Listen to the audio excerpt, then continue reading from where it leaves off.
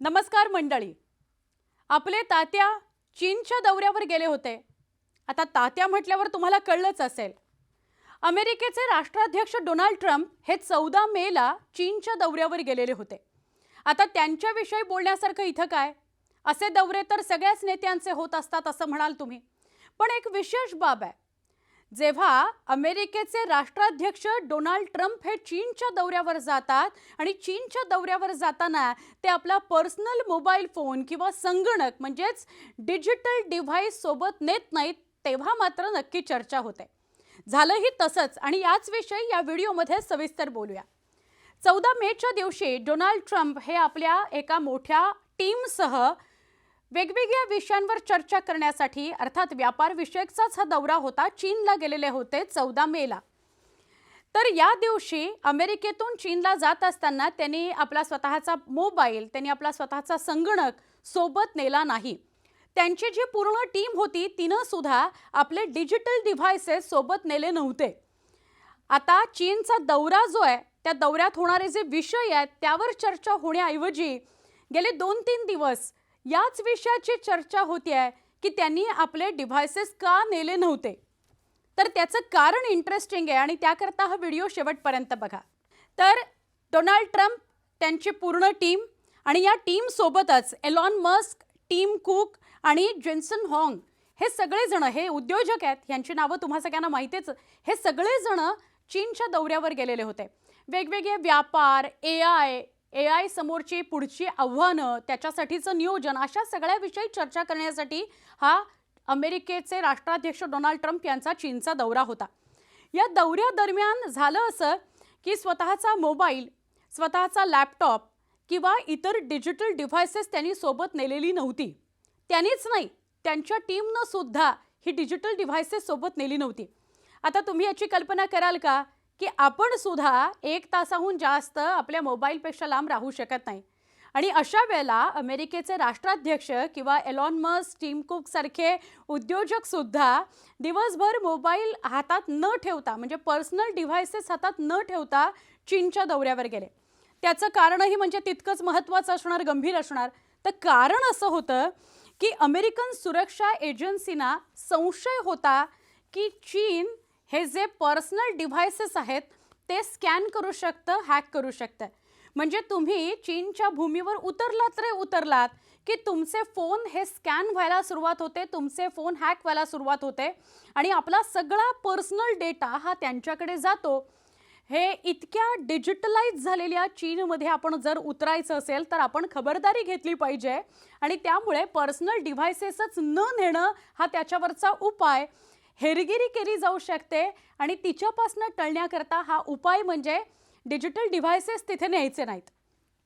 आणि खरोखर या सगळ्यांनी आपले डिजिटल डिव्हाइसेस नेलेले नव्हते चीनच्या दौऱ्यावर असं कळतंय. मग त्यांनी त्यावेळेला काय वापरलं तर बर्नर फोन त्यांना दिले गेले होते अशी माहिती मिळते. बर्नर फोन म्हणजे काय? जे आधुनिक यंत्रणेचे आहेत, जे हॅक करणं तितकं सोपं होणार नाही, ज्यामध्ये कुठल्याही प्रकारचा जुना डेटा नसेल. म्हणजेच काय, तुमच्या इमेजेस नसतील, तुमचा मेलचा जो डेटा असतो तो नसेल, तुमचे व्हॉट्सअप ग्रुप नसतील, त्यामुळे त्यावरचे चॅट नसतील आणि कुठलीही पर्सनल माहिती, टेक्स्ट मेसेजेस त्यावर नसतील, असे बर्नर अनयूज्ड फोन या सगळ्या टीमला दिले गेले आणि ते बर्नर फोन घेऊन ते चीनच्या दौऱ्यावर गेले होते अशी माहिती मिळते. इव्हन असं बोललं जातं, म्हणजे असं माहिती दरम्यानच समोर आले की जेव्हा तुम्ही तुमचा फोन हा चीनमध्ये जाऊन चार्ज करता तर त्यावेळी सुद्धा तो फोन चार्जिंगला, म्हणजे तुमचाच चार्जर असतो, तुमचाच फोन असतो, तो तुम्ही तिथे जाऊन चार्ज करता. चार्ज करायला लावलात की तुमचा फोन स्कॅन होऊ शकतो आणि त्यातला सगळा पर्सनल डेटा हा चीनकडे जाऊ शकतो. म्हणून खबरदारीचा उपाय म्हणून चार्जरसुद्धा नेले गेलेले नव्हते आणि पर्सनल डिव्हाइसेससुद्धा नेले गेलेले नव्हते.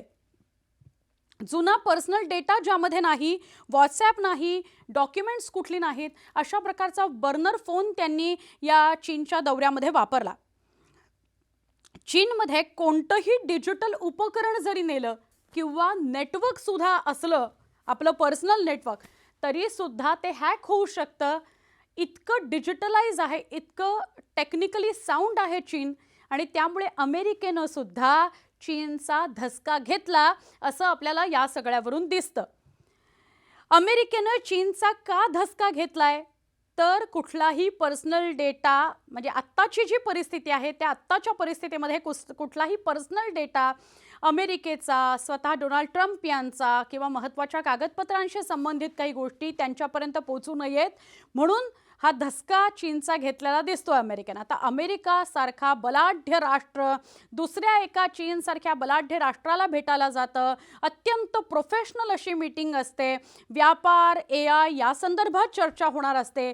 तरी देखील अमेरिकेसारखा देश, अमेरिकेचे राष्ट्राध्यक्ष ज्यांना महाराष्ट्रभरामध्ये, देशभरामध्ये विचित्र किंवा विम्झिकल असे राष्ट्राध्यक्ष म्हणून ओळखलं जातं. म्हणजेच काय, वाईट अर्थाने नव्हे तर कधी काय निर्णय घेतील याचा काही नेम नाही, अशा दृष्टिकोनातनं ज्या डोनाल्ड ट्रम्पकडे यांच्याकडे पाहिलं जातं तेच चीनच्या दौऱ्यावर जाताना इतकी सावधगिरी बाळगतात हे विशेष आहे.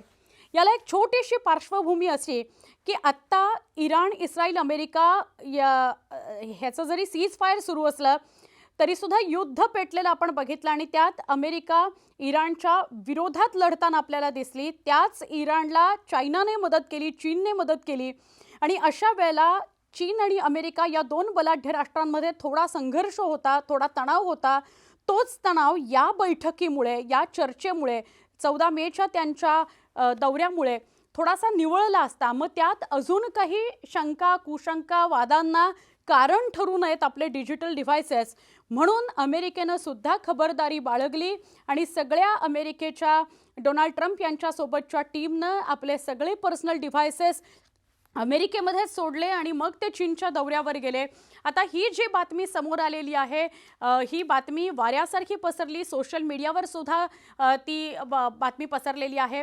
या सगळ्या घटनेविषयी, या डोनाल्ड ट्रम्प आणि त्यांच्या टीमच्या कृतीविषयी तुम्हाला काय वाटतं? कमेंटमध्ये आम्हाला नक्की सांगा.